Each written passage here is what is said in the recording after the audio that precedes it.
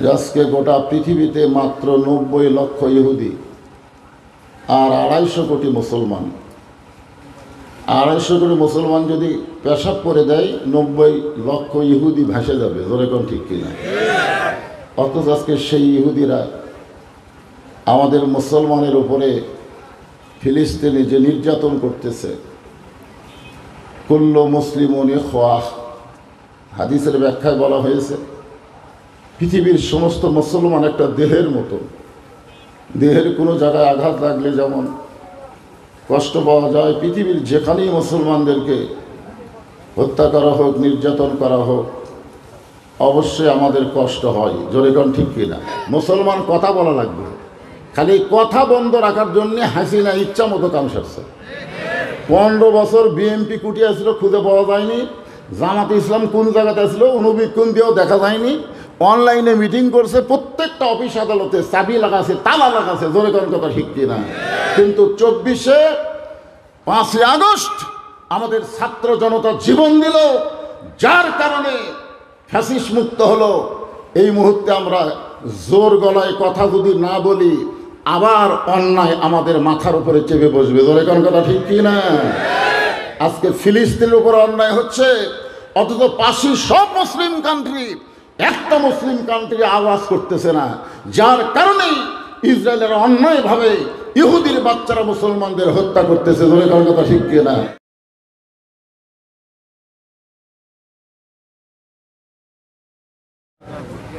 আলহামদুলিল্লাহ আলহামদুলিল্লাহ নাহমাদুহু ওয়া নাস্তাঈনুহু ওয়া নাস্তাগফিরুহু ওয়া নু'মিনু বিহি ওয়া নাতাওয়াক্কালু আলাইহি ওয়া নাউযু বিল্লাহি মিন শুরুরি আনফুসিনা ওয়া মিন সাইয়্যাতি আ'মালিনা। من يهدي الله فلا مضل له ومن يضلله فلا هادي له।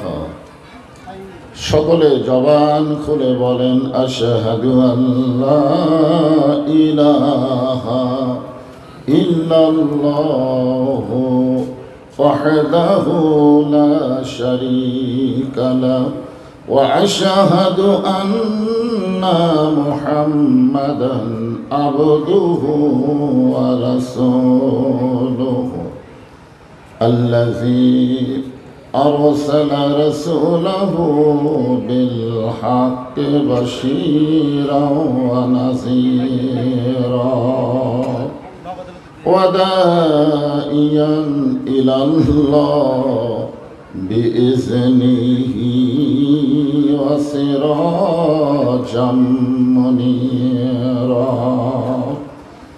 فقد قال الله تعالى في كلامه المجيد والفرقان الحميد.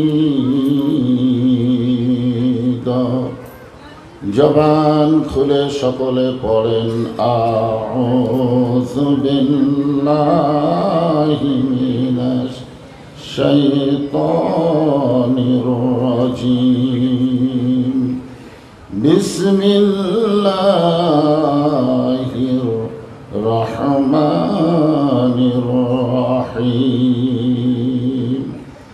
আল্লাযী خلق الموت والحياة ليبلوكم أيكم أحسن عملا وهو العزيز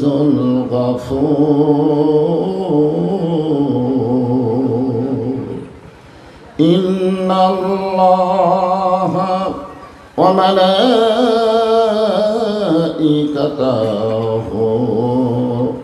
يصلون على النبي يا أيها الذين آمنوا صلوا عليه وسلموا تسليما. اللهم صل على محمد اللهم بارك على محمد مشرق حب محمد সকলে বলি সাল্লাল্লাহু আলাইহি ওয়াসাল্লাম मतलाए दीवानी माँ मतलाए खुर्शीद इश्क़ास सीनाए सुजाने माँ बलागल उला बिकमालिही कशाफत दुजा बिजमालिही हसनत जमीओ खसालिही सल्लो अलैहि व आलिहि ला इलाहा इल्लल्लाह।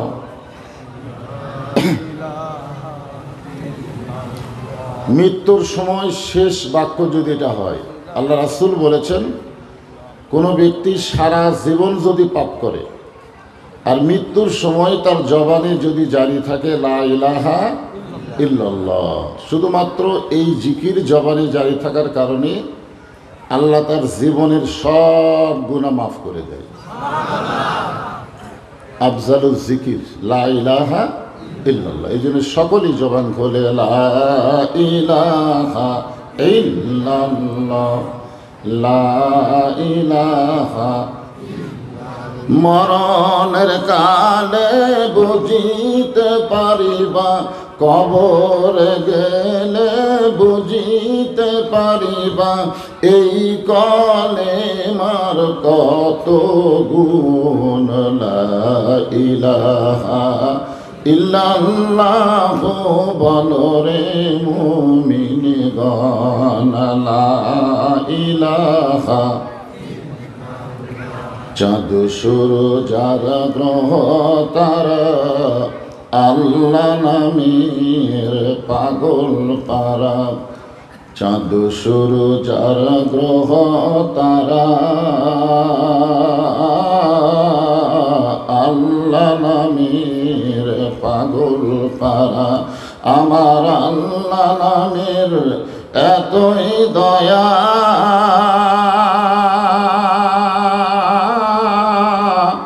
আল্লাহ নামের এতই মায়া লুকিয়ে রাখছেন হে আল্লাহ জোরে লা ইলাহা। সবাই জবান খুলে লা ইলাহা লা ইলাহা ইল্লাল্লাহ মুহাম্মাদুর রাসূলুল্লাহ। সকলে বলবো সাল্লাল্লাহু আলাইহি ওয়াসাল্লাম। কুজাগাড়ি রফাতুল্লাহ নুরানি হাফিজিয়া মাদ্রাসা কমিটি কর্তৃক আয়োজিত আজকের এই তাফসীরুল কোরআন মাহফিলে আল্লাহ তাআলা যিনাকে সম্মানিত সভাপতির আসরে কবুল করেছেন, আমি আমার অন্তরের অন্তঃস্থল থেকে আজকের মাহফিলের সম্মানিত সভাপতিকে শুভেচ্ছা জ্ঞাপন করছি। আলহাজ হযরত মাওলানা মোহাম্মদ মাহাদি হাসান সাহেব আজকের এই মাহফিলের সম্মানিত প্রধান অতিথি, আমার অত্যন্ত মহব্বতের মানুষ। এলাকায় যতদিন আসতাম ওনার বাবা ছিলেন সম্মানিত সভাপতি, উনি তখন চেয়ারম্যান ছিলেন। সাবেক চেয়ারম্যান জনাব মোহাম্মদ জালাল উদ্দিন শাহানা। আজকের এই মাহফিলের সম্মানিত বিশেষ অতিথিবৃন্দ, সহসভাপতিবৃন্দ, সকলকেই অন্তরের অন্তঃস্থল থেকে আমি শুভেচ্ছা জ্ঞাপন করছি। সম্মানিত ওলামায়ে কেরাম, আপনাদের মাঝে মাঝে যে সমস্ত আলেম ওলামা বসে আছেন, মঞ্চে আছেন, মাগরিবের নামাজের পর থেকে এত রাত পর্যন্ত কোরআন হাদিসের আলোকে অত্যন্ত গুরুত্বপূর্ণ আলোচনা করে আপনাদেরকে শোনাইছেন, আলেম ওলামা সহ আজকের এই মাহফিলের বক্তাগণকে অন্তরের অন্তঃস্থল থেকে আমি শুভেচ্ছা জ্ঞাপন করছি। সম্মানিত আল্লাহর বান্দারা, আমার সামনে যারা বসে আছেন আপনাদের সবাইকে আমি লক্ষ্য করে বললাম, আপনারা হলেন সম্মানিত আল্লাহর বান্দা। আল্লাহ কোরআনে বলেছেন, ফাদখুলি ফি ইবাদি ওয়াদখুলি জান্নাতি। কেউ যদি আল্লাহর বান্দা হয়ে যায় ও তখনই জান্নাতে প্রবেশ করে। আপনারা জান্নাতে প্রবেশ না করলেও জান্নাতের বাগানের ভিতরে আপনারা বসে আছেন। খুশি না বেজার? বিশ্বাস করতে হবে। বিশ্বাসে মিলাই বস্তু তর্কে বহুদূর। আপনারা বিশ্বাস করেন আজকে যেনাদেরকে আল্লাহ জান্নাতের বাগানে কবুল করেছেন, অবশ্যই তাদের সকলকে আল্লাহ জান্নাত দিবেন ইনশাআল্লাহ। যদি আল্লাহ কোরআনে না বলতেন, কোরআনে আল্লাহ বলেছেন, মা আসাবাকা মিন হাসানাতিন ফামিনাল্লাহ। বান্দা বান্দির দ্বারা যখন কোনো ভালো কাজ হয়, এই কাজ বান্দা বান্দি করে না, আল্লাহ করায়। আপনারাই বলেন তো, এই কোরআনের মাহফিলে বসাটা ভালো কাজ না খারাপ কাজ? তাহলে এই ভালো কাজকে আপনারা করলেন না আল্লাহ করালো? তাহলে কোনো মুহূর্ত কোনো বান্দার উপর আল্লাহ যখন রাজি খুশি হয়ে যায়, তখন ওই বান্দা বান্দি দ্বারা আল্লাহ ভালো কাজ করার তৌফিক দেয়। এখন বিশ্বাস করে আপনারা বলেন, এই মুহূর্তে আল্লাহ আমাদের উপরে বেজার না খুশি? আমার সামনে যারা বসে আছেন, আমি আমার অন্তরের অন্তঃস্থল থেকে আপনাদের সবাইকে শুভেচ্ছা জ্ঞাপন করছি।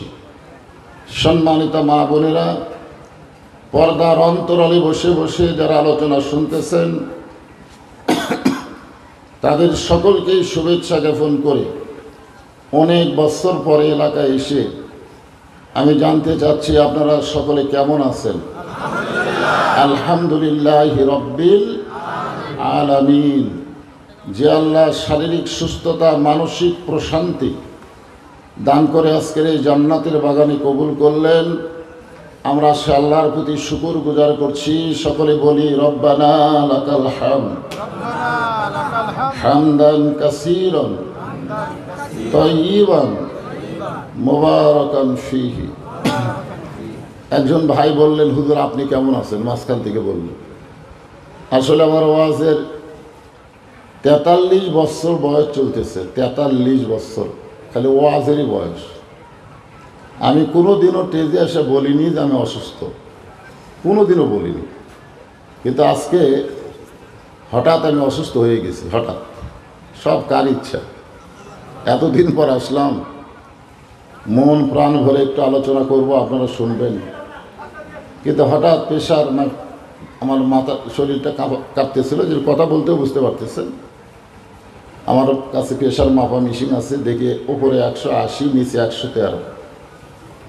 এরকম প্রেশার হলে মানুষ স্ট্রোক করে। তো সঙ্গে সঙ্গে একটা বড়ি খেয়ে আমি কিছুক্ষণ বিশ্রাম করার পরে প্রেশারটা কমতেছে না। যাই হোক, আপনারা যদি দোয়া করেন, আল্লাহ রহম যদি করে, তাহলে অবশ্যই ইনশাল্লাহ আল্লাহ সুস্থ করে দিবেন।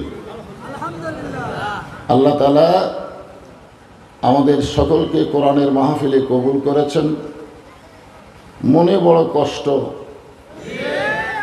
গতকাল থেকে ভারতেও শুরু হয়ে গেছে। গতকাল থেকে ভারতেও মুসলমানদেরকে নির্যাতন করতেছে। মুসলমানদের মাথার টুপি খুলে নিচ্ছে, দাড়ি কামা দিচ্ছে, এমনকি ভুরু পর্যন্ত চেঁচে দিচ্ছে। এত নির্যাতন করতেছে আমাদের প্রতিবেশী ভারত মুসলমানের উপরে। যাই হোক, এরকম করুণ পরিস্থিতিতে আমি আপনাদের সামনে পবিত্র কোরআনের সূরা মুলকের একটা আয়াত তেলাওয়াত করেছি। এটাকে সামনে নিয়ে আজকের আলোচনা হবে। আল্লাহ রাসূল বলেছেন, আমার পরে, আলোচনা শুরু হয়ে গেল, মনোযোগ দিয়ে শুনবেন। আমার পরে কেউ যদি নবী হতো, লাউ কানা উমর। আল্লাহ রাসূল বলেছেন, আমার পরে কেউ যদি নবী হতো, আল্লাহ উমরকে নবী বানাই দিত। সুবহানাল্লাহ বলেন। আল্লাহ রাসূল বলেছেন, মা কানা মুহাম্মাদুন আবা আহাদিম মির রিজালিকুম ওয়ালাকিন রাসূলুল্লাহি ওয়া খাতামান নাবিয়্যিন। এ আয়াতের মাধ্যমে আল্লাহ জানাই দিলেন আমাদের নবীর পরে আর কোনো নবী রাসূল দুনিয়াতে আসবে, কিন্তু যদি কেউ নবী হতো উমরকে আল্লাহ নবী বানায় দিত। নবীর এই কথার মূল্যায়ন করতে গিয়ে আল্লাহ তাআলা হাসরের ময়দানে হযরত উমরকে নবীদের কাতারে দাঁড় করাইয়া দিবে। সেই হযরত উমর সূরা মুলকের 2 নম্বর আয়াতকে নিয়ে আলোচনা করতেছেন সাহাবীদের সামনে। খুব খেয়াল করবেন আয়াতটা কি, আল্লাযী খালাকাল মাউতা ওয়াল হায়াতা লিয়াবলুয়াকুম আইয়ুকুম আহসানু আমালান ওয়া হুয়াল আজিজুল গফুর। হাজার হাজার সাহাবীরা পাগলের মতন বসে উমর ফারুকের ওয়াজ শুনবে, কিন্তু যেরকম কিছু লোক দাঁড়িয়ে আছে, নাই দেখেন ওই সাইডে কিছু লোক আছে, এই সাইডে কিছু লোক দাঁড়িয়ে আছে, হয়তো তাদের বসার জায়গা নেই, এই জন্য হয়তো তারা দাঁড়িয়ে আছে। আপনারা মনে কষ্ট নেন না, এটা ওয়াজের একটা অংশ। ওমর ফারুক যখন ওয়াজ শুরু করলেন, সাহাবীরা যখন পাগলের মতন ওয়াজ শুনতে ইচ্ছা পোষণ করেছেন, এমন সময় একটা লোক পিছনে দাঁড়িয়ে আছেন। ওমর ফারুক বললেন, এজলেস এজলেস ইয়া আখি, এ আমার ভাই বসো। কোরআনের মাহফিলে বসাটা হলো আদবি, দাঁড়ানো হলো বেদবি। কোরআনের মাহফিলে বসাটা হলো, এমন কথাও আছে যে আমলের নিয়তে কেউ যদি 1 ঘন্টা কোরআনের মাহফিলে সময় দেয়, 60 বছর নফল ইবাদত করার সওয়াব আল্লাহ তার আমল নামে দিয়ে দেন। মানে এত দামি একটা মাহফিল, বিশেষ করে উমর ফারুকের মতন বক্তা আর সাহাবীদের মতন শ্রোতা, সুবহানাল্লাহ বলেন। ওনাকে যখন উমর ফারুক বসতে বললেন, উনি পিছন দিক থেকে বলতেছে, এ আমির আল মুমিনিন, আমি আপনার ওয়াজ শুনতে আসিনি। যখন বলতেছে বসেন, তখন বলতেছে, আমির আল মুমিনিন, আমি আপনার ওয়াজ শুনতে আসিনি। উমর ফারুক বললেন, তাহলে তুমি কেন আইছো? প্রশ্ন করা স্বাভাবিক কিনা? উনি বললেন, আমি আজকে একটু আপনাদেরকে ওয়াজ শোনাতে চাই। চিন্তা করে দেখেন, পিছনে একজন সাহাবী দাঁড়িয়ে আছে, সে বলতেছে, আমি ওয়াজ শুনতে আসিনি, আমি আপনাদেরকে ওয়াজ শোনাতে চাই। সমস্ত সাহাবীরা তো খেপে গেছে, কিন্তু আল্লাহর কোরআনের শাসন যখন দুনিয়াতে চালু থাকে, তখন প্রত্যেকটা মানুষকে কথা বলার অধিকার দিতে হবে। জোরে কোন ঠিক কি না? অথচ গত 15 বছর মানুষ সব কথাই বলেছে, কিন্তু কোরআনের হক কথা বলতে দেয়নি। জোরে কোন কথা ঠিক কি না? আমি কিন্তু হাসিনার সময়ে হাসিনাকে ভয় করিনি, আমি ডাইরেক্ট না বললেও অ্যাঙ্গেলে ডোজ দিয়ে গেছি। জোরে কোন কথা ঠিক কি না? এমনভাবে কথা বলেছি, ওরা পরে কলিজায় আঘাত পাইছে, ঠিক কিনা বলেন? যার কারণে আব্দুল জলিলের বেটা যখন এমপি হলো আপনাকে নওগাঁর, আর একজন চেয়ারম্যান হুবুদুল্লাহ চেয়ারম্যান, পাগলা পাগলা ভাব, ঠিক কিনা বলেন? ওরা এখন আসে না গেছে আল্লাহ ভালো জানে। আমাদের বগুড়ার অবস্থা খুবই করুণ। বগুড়াতে অনুবীক্ষণ যন্ত্র দিয়ে খুঁজলেও একটা আওয়ামী লীগ পাওয়া যাবে না। আল্লাহ যে কোন জায়গা তৈরি করে রাখছে আল্লাহ ভালো জানে, আল্লাহ ভালো জানে। তো যাই হোক, ওনারা কিন্তু আছে, সাইজ মতো আছে, আবার সাইজ মতো বের হবে যদি আমরা সুযোগ দিই, ঠিক কিনা বলেন? হ্যাঁ, খুব খেয়াল করেন। ওমর ফারুক বললেন, তুমি চলে আসো আমার কাছে। যে লোকটা পিছনে দাঁড়িয়ে আছে ওনাকে ওমর ফারুক বললেন, তুমি আমার কাছে চলে আসো। প্রত্যেকটা সাহাবী নড়ে চড়ে মাঝখানে রাস্তা করে দিলেন। সুবহানাল্লাহ বলেন। লোকটা যখন উমর ফারুকের কাছে আসলেন, উমর ফারুক তার পরিচয় শুনতে চাইলেন, যে তুমি যে আমাদের ওয়াজ শোনাবা, তুমি কি দাওরা পাস না টাইটেল পাস? তুমি কি কোরআনের হাফেজ না হাদিসের হাফেজ?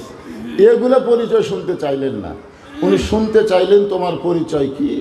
তিনি বললেন, মিল্লাতা আবিকুম ইব্রাহিম ওয়া সাম্মাকুমুল মুসলিমিন। আমার পরিচয় হলো আমার জাতির পিতা ইব্রাহিম, আর তিনি আমার নাম রেখেছে মুসলমান। জোরে কান সুবহানাল্লাহ। ওমর ফারুক চমকে উঠছে। ওমর ফারুকই চমকে উঠছে যে বেটা পরিচয় এমনভাবে দিল যেখানে আঙ্গুল দেওয়ার মতন কোনো সুযোগ নাই। যেরকম ঠিক কিনা? কি পরিচয় দিছে? নিজের ইচ্ছায় না আল্লাহর কোরআন দিয়া? ওমর ফারুক বললেন, তুমি আমার ভাই, কি ওয়াজ করবে? আমরা সকলে মিলে তোমার ওয়াজ শুনতে চাই। তখন তিনি বললেন, আমার ওয়াজটা হলো ইন্নী উহিব্বুল ফিতনাহ ইকরাহুল হক ওয়া আশহাদু মা লাম আরাহ। আমার ওয়াজটা খুবই সহজ। আমি ফিতনাকে মহব্বত করি, আমি হককে পছন্দ করি না, আর আমি না দেখা জিনিসের সাক্ষী দিই। আপনারা বলেন ফিতনা সম্পর্কে রাসূল কি বলেছেন? আল ফিতনাতু আশাদ্দু মিনাল কতল। ফিতনা হলো কতলের চাইতেও মারাত্মক গুনাহ। আল ফিতনাতু আশাদ্দু মিনাল জিনা। ফিতনা হলো জিনার চাইতেও খারাপ পাপ। আর লোকটা 1 নম্বর ওয়াজ করছে, আমি ফিতনাকে মহব্বত করি, ইন্নী উহিব্বুল ফিতনা, আমি ফিতনাকে মহব্বত করি। 2 নম্বর ওয়াজ করেছে ইকরাহুল হক, আমি হককে পছন্দ করি না। অথচ আল্লাহ বলেছেন ওয়াতাওয়াসাউ বিল হক কুল জাল হক ওয়া যাহাকাল বাতিল ইন্নাল বাতিলা কানা যাহুকা। অথচ লোকটা বলে আমি হককে পছন্দ করি না। আর 3 নম্বর ওয়াজ হলো আশহাদু মা লাম আরা, আমি না দেখা জিনিসের সাক্ষী দেই। 72 সালে জন্ম নিয়ে বলেছে সাইদি যুদ্ধ অপরাধী। বিচারক জিজ্ঞাসা করেছে তোর জন্ম কখন? কয় 72-এ। সাইদি অকাম করছে কখন? কয় 71-এ। তো 71-এ অন্যায় করলো, 72-এ জন্ম নিয়ে কেমনে বলিস? কয় বাপ মার মুখে শুনেছি, সেটাই বলতেছি। না দেখা জিনিসের সাক্ষী দেওয়া যাবে? যাবে? সঙ্গে সঙ্গে ওমর ফারুক, যিনি রাস্তাতে গেলে শয়তান কয়দিন যায় না? জোরে বলেন, কয়দিন যায় না? আর তার সামনে এমন 3টা ওয়াজ করছে যার কারণে তিনি রাগকে চেক দিলেন। নেতা হবার গেলে রাগ কিন্তু চেক দেওয়া লাগবে। আল্লাহর কোরআনের নেতা যখন হবে তখন দেখবেন তাদের রাগ থাকলেও তারা রাগ চেক দিবে। বাংলাদেশে যারা মানুষের আইন মানে এই সমস্ত নেতারা কিন্তু রাগ চেক দিবার পারে না। যার প্রমাণ অনেক নেতারা বলতেছে যে ধর্ম লিয়া হুজুরা ব্যবসা করতেছে, ইসলামে কোনো রাজনীতি নাই, কোরআনে কোনো রাজনীতি নাই। অথচ যেই সূরা থেকে আমি তেলাওয়াত করতেছি এই সূরাটার নামই হলো সূরায়ে মুলক। জোরে বলেন কথা ঠিক কিনা? এখানে প্রমাণ হলো রাজত্ব রাজনীতির সূরা যদি কোরআনে থাকে তাহলে কেমনে বলবে ইসলামে রাজনীতি নাই? ইসলাম রাজনীতির মধ্যে নাকি ইসলাম নাই। এক হাদিস সাহেব আমাকে কয়, হুজুর আপনাকে ওয়াজ আমি শুনবার চাই না। আমি বললাম কারণ কি? বলে আপনার ওয়াজও আসে এখানে রাজনীতি করেন। আমি কইলাম আপনি তো হজ করবার যাও রাজনীতি করছেন। তখন কয় না হুজুর, আমি তো হজ করবার যাও রাজনীতি করিনি, এখানে আপনি তো হাজি, তাই না? আপনি হজ করেননি? মাশাআল্লাহ। ভাই করছেন নাকি? আচ্ছা, এই ভাই করছে। তো আসলে শোনেন, প্রত্যেকটা হাজি আল্লাহর কাবা ঘর সামনে নিয়ে একটা তলবিয়া পড়েছে। আপনি পড়ছেন, খেয়াল করে দেখেন। লব্বাইক, আপনারা পড়লে সওয়াব হবে। পড়েন লব্বাইক আল্লাহুম্মা লব্বাইক লব্বাইক লা শারিকা লাকা লব্বাইক ইন্নাল হামদা ওয়ান নি'মাতা লাকা ওয়াল মুলক লা শারিকা লাক। আমি হাজি সাহেবকে বললাম আপনি বলেন তো লাকা ওয়াল মুলক লা শারিকা লাক শব্দের অর্থ কি? উনি বলতে যে হুজুর সবাই কয় হামও কছি, এর তো অর্থ জানি না। এর বাংলা অর্থ হলো রাজনীতির ভিতরে, রাজত্বের ভিতরে একমাত্র আল্লাহ ছাড়া অন্য কাউকে স্বীকার করি। তাহলে আল্লাহর কাবাঘর সামনে নিয়ে আপনি এই তলবিয়া পাঠ করে বাংলাদেশে এসে আপনি মানুষের দল করেন আর কোন আমি হাজি সাহেব। হাজি সাহেব আপনার উচ্চারণ হতে পারে, কিন্তু যতক্ষণ আল্লাহর দল না করবেন ততক্ষণ হজ কবুল হবে না। জোরে কোন কথা ঠিক কিনা? আজকে গোটা পৃথিবীতে মাত্র 90 লক্ষ ইহুদি আর 250 কোটি মুসলমান। 250 কোটি মুসলমান যদি পেশাব করে দেয় 90 লক্ষ ইহুদি ভাসে যাবে। জোরে কোন ঠিক কিনা?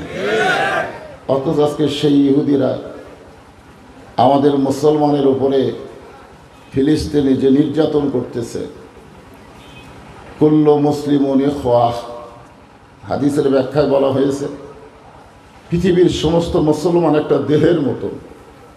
দেহের কোনো জায়গায় আঘাত লাগলে যেমন কষ্ট পাওয়া যায়, পৃথিবীর যেখানেই মুসলমানদেরকে হত্যা করা হোক, নির্যাতন করা হোক, অবশ্যই আমাদের কষ্ট হয়। জোরে কোন ঠিক কিনা? মুসলমান কথা বলা লাগবে, খালি কথা বন্ধ রাখার জন্য হাসিনা ইচ্ছা মতো কাম সারছে। 15 বছর বিএনপি কুটিয়ে ছিল, খুঁজে পাওয়া যায়নি। জামাতে ইসলাম কোন জায়গাতে ছিল অনুবীক্ষণ দিয়েও দেখা যায়নি। অনলাইনে মিটিং করছে, প্রত্যেকটা অফিস আদালতে চাবি লাগাছে, তালা লাগাছে। জোরে কোন কথা ঠিক কিনা? কিন্তু 24-এ 5ই আগস্ট আমাদের ছাত্র জনতা জীবন দিল, যার কারণে ফ্যাসিস্ট মুক্ত হলো। এই মুহূর্তে আমরা জোর গলায় কথা যদি না বলি, আবার অন্যায় আমাদের মাথার উপরে চেপে বসবে। জোরে কোন কথা ঠিক কিনা? আজকে ফিলিস্তিনের উপর অন্যায় হচ্ছে, অথচ পাশে সব মুসলিম কান্ট্রি, একটা মুসলিম কান্ট্রি আওয়াজ করতেছে না, যার কারণেই ইসরায়েলের অন্যায়ভাবে ইহুদির বাচ্চারা মুসলমানদের হত্যা করতেছে। জোরে কোন কথা ঠিক কিনা? তাহলে একবার যদি মুসলমানেরা বলে ফিলিস্তিন মুসলমানের উপর অন্যায় বন্ধ না করলে, হত্যা বন্ধ না করলে আমরা তেল পৃথিবীর কোনো রাষ্ট্রে দেব না, 1 ঘন্টার মধ্যে হত্যা বন্ধ হবে। জোরে কোন কথা ঠিক কিনা? কিন্তু না, কথা কয় না। আপনারা কি সেই তালে আছেন? একটু কথা বলা লাগবে। হ্যাঁ, খালি কথা বলে না। 550 টাকার গোস্ত পরে হাটে নিবে গেছে 600 টাকা। কে রে, গত হাটে 550, আজকে আবার 600। পরের হাটে গেছে 650। পরের হাটে জামাই আইছে, শাশুড়ি বলতেছে আজকে 2 কেজি গোস্ত নিয়ে আসো। ওই এখন চিন্তা করছে 650, 1350, 1500 টাকা নিয়ে যায়। বলতেছে ভাই 2 কেজি গোস্ত দাও। গোস্ত দেওয়ার পরে যখন টাকা দিছে, কষায় 100 টাকা ফেরত দিছে। কে রে ভাই? কয় না 700। তখন চিন্তা করতেছে 550, 600, 650, আজ আবার 700। এভাবে যদি বাড়তেই থাকে তাহলে কি করা যায়? ওই আস্ত করে গোস্তের টোপলাটা থুয়ে ওখানে কষায় দাও ছিল, খপ করে নিছে। ওই যে দাও থাকে না গোস্ত কাটার, দাওটা নিয়ে যার উপরে গোস্ত কাটে খাটাত মারছে লাত্তি মারা কষার ঘাড়ের ওপর দাও ধরে বলতেছে এখন বল কত করে কেজি? কষায় বলতেছে আপনি যা দিবেন আপনার কাছে কোনো দরদাম নাই। তার মানে বোঝা গেল অন্যায় অবশ্যই আমাদের কাছে আসবে না যদি আমাদের জবান ঠিক থাকে। জোরে কোন কথা ঠিক কিনা? জবান দিয়েছে আল্লাহ, আল্লাহর জন্য জবানকে খুলতেই হবে। মুসলমান একটু মনোযোগ দিয়ে শুনবেন। ওমর ফারুক বললেন, ভাইজান তুমি যে ওয়াজটা করেছ এইটা ইসলামে না জায়েজ, এমন ওয়াজ মুসলমান কোনোদিন করতে পারে না। অথচ মমতাজ হাসিনার সামনে ওয়াজ করলো। মমতাজ নাম শুনছেন? কার সামনে? হাসিনার সামনে ওয়াজ করলো। আগে করো রে মন আখের কাজ, ধ্যান যুগে হয় দিলের নামাজ। ও তোমার পাঞ্জে জানা নামাজ পড়া লাগবে না। ওরে শরীয়তের মৌলানা চোখ 2টা করলা কানা। কোরআন হলো 90 পারা, তোমরা খুঁজা পাইলা না। জোরে কন নাউজুবিল্লাহ। কোরআন কয় পারা? জোরে বলেন কয় পারা? অথচ সংসদে এতগুলো মানুষ, কেউ কোনো কথা বলল না। মুসলমান যে 3টা ওয়াজ করেছ এগুলো ওয়াজ ইসলামে জায়েজ নাই। ওই মুসলমান বেদুইন সাহাবি বলতেছে আমিরুল মুমিনিন, আমি যে 3টা ওয়াজ করেছি আপনারা বুঝতেই পারেননি। আপনারা বলেন তো ফিলিস্তিনে মুসলমান মরতেছে না জান্নাতি হচ্ছে? প্রতিদিন আমরা বলি আজকে 50 জন মারা গেল, আজকে 60 জন মারা গেল। আপনারা বুঝতেই পারেন নাই ইহুদিরা যাদেরকে হত্যা করতেছে ওদের দেহ থাকতেছে দুনিয়ায়, আর ভিতরের প্রাণ পাখি জান্নাতের ইল্লিন নামক বাগানে ঘুরতেছে। তোরে কোন কথা ঠিক কিনা? আল্লাহ কোরআনে বলেন, ওয়ালা তাকুলু লিমান ইউকতালু ফি সাবিলিল্লাহি আমওয়াতুন বাল আহইয়াউ ওয়ালাকিন লা তাশউরুন। কোরআনের তেলাওয়াত শুনলে আল্লাহু আকবার খাওয়া লাগে। হ্যাঁ, আপনার বলেন তো এই আয়াতে আল্লাহ কি বলতেছেন? এই আয়াতে আল্লাহ বলতেছেন আল্লাহ রাস্তায় যাদেরকে হত্যা করা হয় তাদেরকে তোমরা মৃত্যু বলো না। তাহলে ফিলিস্তিনের মুসলমান কি মারা যাচ্ছে? আল্লাহ বলতেছে মৃত্যু বলো না, বরং আমি আল্লাহ বলতেছি তারা চিরজীবিত। আমার এলাকায় এক ছেলে হয়েছে, আমার এসে বলতেছে হুজুর আমার ছেলে হয়েছে, আপনি একটা ভালো নাম রাখেন তো। তাই বললাম ভাই ছেলেটার নাম রাখো আবু সাইদ। যেই করছে আবু সাইদ, কয় হুজুর আমার মনে নাই। আমাকে 500 টাকা দিয়ে কয় হুজুর আমি খুবই খুশি হলাম, আবু সাইদ যদি প্রথম জীবন না দিত হাসিনাকে বাংলাদেশ থেকে তাড়ানো যাইতো না। জোরে কোন কথা ঠিক কিনা? তাহলে আবু সাইদ কি মারা গেছে? আমার গ্রামে একটা আবু সাইদ আছে, সবাই ডাকতেছে আবু সাইদের বাপ, আবু সাইদের মাও। আমার সম্পর্কে এক খালার মেয়ের মেয়ে হয়েছে, খালার নাতনি হয়েছে, আমারে কইছে তুমি মৌলানা বাবা একটা ভালো নাম রাখো তো। আমি বললাম খালা অনেক দিন পরে যখন নাতনি হয়েছে খুশি হয়ে নাম রাখেন হাসিনা। সেই খুশি হাসিনা। খালা কয় তুই একটা আলেম মানুষ রে, তোর কাছে একটা ভালো নাম শুনবার ছিলাম, আর তুই এমন একটা খুনি নাম খইলি, তার মানে বোঝা গেল আবু সাইদ মরে নাই আর হাসিনা বেঁচে থাকতে পচে গেছে। তোর কোনো কথা ঠিক না? বোঝা লাগবে। আমি যে 3টা ওয়াজ করছি আপনারা কেউ বুঝবার পারেন নাই। সমস্ত সাহাবীরা রাগে দাঁত কটমট করতেছে। ওসমান গনি দাঁড়িয়ে বলতেছে এই পাগল, এতগুলো সাহাবী বিশেষ করে হযরত ওমর ফারুক এত বড় জ্ঞানী, যার সম্পর্কে আল্লাহ তাআলা কোরআনে 23টা আয়াত নাজিল করেছে। সুবহানাল্লাহ বলেন। হযরত ওমরের শানে আল্লাহ কোরআনে কয়টা আয়াত নাজিল করছে? 23টা আয়াত আল্লাহ ওমরের সম্মানে শানে নাজিল করেছে। আর তুই বলিস আপনারা বুঝতে পারেন নাই। ওমর ফারুক দেখলেন সমস্ত সাহাবীরা যে খেপা খেপছে, এখন যদি এদের মধ্যে ছেড়ে দেওয়া হয় তাহলে গণ ধোলাই দিবে। ধরে কোন কি ধোলাই? আর গণ ধোলাই মানে কি বাঁচা থাকার চান্স আছে? ওমর ফারুক হিকমত অবলম্বন করে ওই বেদুইন সাহাবীকে কারাগারে বন্দী করলেন। কারাগারে বন্দী করলেন, যিনি 3টা খারাপ ওয়াজ করেছে তাকে কারাগারে বন্দী করলেন। এশার নামাজ পড়ে হযরত ওমর যখন বাড়িতে গেলেন, আল্লাহ রাসূল বলেছেন এশার নামাজ আদায় করার পরে তোমরা বেশি লম্বা সময় নষ্ট করবা না, এশার পরে খাওয়া দাওয়া করে তোমরা ঘুমিয়ে যাবে। কারণ ফজরের জামাত আর তাহাজ্জুদের মহব্বত বিশাল 2টা ইবাদত রাতের বেলায় তোমাদের অপেক্ষায় আছে।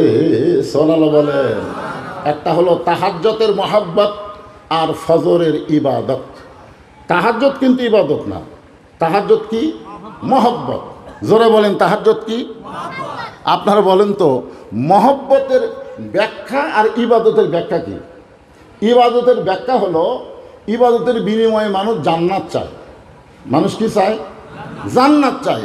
আর মহব্বতের ব্যাখ্যা হলো মহব্বতের বিনিময়ে মানুষ আল্লাহ চায়।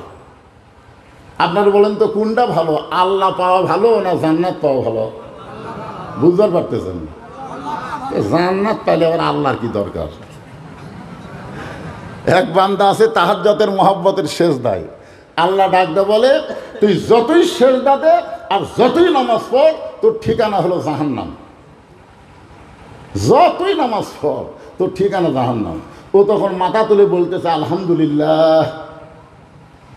আল্লাহ কয় কে রে পাগল, তোকে জাহান্নামের কথা কইলাম তুই আলহামদুলিল্লাহ বলিস? আল্লাহ তুমি তাও আমাকে একটা জায়গা দিলে, আমি এতদিন মনে করতাম আমার জায়গাই নাই, তুমি তো আমাকে জাহান্নাম দিলে, তাও জনগণকে বলতে পারবো জাহান্নামত আমার জায়গা আছে রে। আল্লাহ কয় পাগলা জাহান্নামে গেলে তুই পুড়ে যাবি, তোর কষ্ট হবে। মহব্বতের পাগল বলতেছে আল্লাহ তুমি কি মনে করছো জাহান্নামত আমি একলা যাব? আল্লাহ কয় তোর সঙ্গে জাহান্নামত কে যাবে? আগে যখন তারেক জিয়া বগুড়া আসতো তখন বগুড়ার ছেলেরা মিছিল করতো, তারেক জিয়া যেখানে আমরা আছি সেখানে, তারেক জিয়া জেলখানায় এক চামচার মিছিল নেই। পাগল চিল্লায় বলে আল্লাহ তুমি নজর করে দেখো আমার কলিজার মধ্যে তোমার মহব্বত। আল্লাহ বলে পাগল শোনে নে, আমার মহব্বত যদি কারো কলিজার মধ্যে থাকে সে যদি জাহান্নামেও যায় আমি জাহান্নামকেও জান্নাত বানায়া দিব। লোকটা বলতেছে আমি জানি তো। আল্লাহ বলে তুই কেমনে জানিস? বলে আমার জাতির পিতা হযরত ইব্রাহিম। নমরুদ এত কষ্ট করে আগুন জ্বালালো, আর সেই আগুনের মধ্যে ইব্রাহিম যখন পড়ে গেল, আগুন ঠান্ডা কে করে দিল? তো আপনি কেন আগুন ঠান্ডা করে দিলেন? আপনি বলেন তো আল্লাহ, ইব্রাহিমের জন্য আপনি আগুন কেন ঠান্ডা করে দিলেন? কারণ আপনি জানেন ইব্রাহিম একলা পুড়বি না, ইব্রাহিমের মধ্যে আল্লাহর মহব্বতও পুড়ে দেবে। ধরে কোন কথা ঠিক কিনা? আর দুনিয়ার কোনো শক্তি কোনো মহব্বতের লয় ক্ষয় করতে পারে না। ধরে কোন সুবহানাল্লাহ। ওমর ফারুক এশার নামাজ আদায় করে বাড়িতে গিয়ে যখন খাবার বসলেন, ওমর ফারুকের বিবির একটা নিয়ম ছিল, স্বামীকে খাবার দিয়ে দূরে দাঁড়িয়ে থেকে স্বামীর খাওয়া দেখা। সুবহানাল্লাহ। দূরে দাঁড়িয়ে থেকে স্বামীর খাওয়া দেখতেন ওমর ফারুকের বিবি। কেন দেখতেন?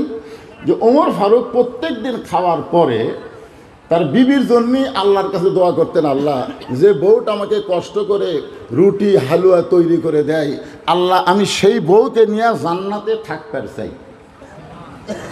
আপনি কোনোদিন দোয়া করছেন? খালি সুবহানাল্লাহ তো বলেন, দোয়া করছেন?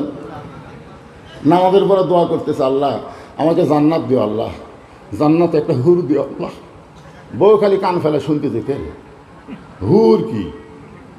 মোনাজাত শেষ হলে স্বামী বলতে দেখে, হবে স্বামী তুমি জান্নাত চাইলে ঠিক আছে, কিন্তু হুর হলো সুন্দরী, তোর মতন বিয়া চাই না, দুনিয়াতে তোরে পাইছি, মরার পরে তোকে আর চাই না, জান্নাতে হুর চাই। বউ কয় এত কষ্ট করে আমি তার খেদমত করি, আর সেই বেটা আমারই চাই না, হুর চাই, আর খেদমত করে আমার লাভ কি? পরের দিন বউ নামাজ পড়ে দোয়া করতেছে, আল্লাহ আমাকে জান্নাত দিও, আল্লাহ জান্নাত একটা হুরে দিও। স্বামী কয় কে রে বউ, হুরা কি? বলে হুরা হলো সুন্দর যুবক, তোমার মতন পাও ফাটা না। এখন বলেন তো স্বামী স্ত্রীর মধ্যে মহব্বত হবে না গন্ডগোল হবে? ওমর ফারুকের বিবি দূরে দাঁড়িয়ে দেখতেছেন, ওমর ফারুক খাবার সামনে নিয়ে দোয়া করতেছেন। খাবার সামনে পাইলে ইচ্ছা মতো খাইলে হবে না, নবীর তরিকা হলো আল্লাহুম্মা বারিক লানা। এদিকে খেয়াল করেন ছেলেরাই, কোন দিকে খেয়াল করতে চায়? খাবার সামনে পেলে দোয়া আছে না নাই? কি দোয়া? আল্লাহুম্মা বারিক লানা ফিমা রাযাকতানা ওয়া কিনা আযাবান নার। বিসমিল্লাহ বরকাতিল্লাহ বলে রুটি ছিঁড়ে যেই মাত্র হালুয়া নিয়ে মুখে দিবে, এমন সময় ইন্নাল্লাহা ইয়ামুরুকুম আন তুআদ্দুল আমানাতি ইলা আহলিহা ওয়া ইযা হাকামতুম বাইনান নাস আন তাহকুমু বিল আদল। আল্লাহর কোরআন বলতেছে, ওমর রুটি হালুয়া নিয়ে তো ভালোই খাবার চাচ্ছ, কিন্তু যাকে কারাগারে বন্দি করছো সে খাইছে কিনা একটাবার খবর নিছো? জনগণের গণধোলাই থেকে বাঁচানোর জন্যে যাকে তুমি কারাগারে বন্দি করে রাখলা, সে খাইছে কিনা তার খবর নিছো? তুমি তার খবর না নিয়ে কেমনে খাও? ওয়াইযা হাকামতুম বাইনান নাস আন তাহকুমু বিল আদল। জোরে কর সুবহানাল্লাহ। সঙ্গে সঙ্গে হযরত ওমর খাওয়া বন্ধ করে দিয়ে রুটি আর হালুয়া টোপলা করে ওই বেদুইন সাহাবীর কাছে গিয়ে বললেন, ভাইজান এই দেখেন আপনার খাবার হাজির। বেদুইন সাহাবী কারাগারের ভিতরতে খাবার নিয়ে বলতেছে, আল্লাহর কোরআন দিয়ে যখন রাষ্ট্র চলবে তখন নেতার খাওয়া না হইলেও জনগণের খাওয়া ঠিক মতো হবে। সুবহানাল্লাহ। আর মানুষের আইন দিয়ে যখন দেশ চলবে, জনগণ খাবার না পাইলেও নেতারা ঠিকই বিদেশে টাকা পাচার করবে। জনগণ কথা ঠিক কিনা?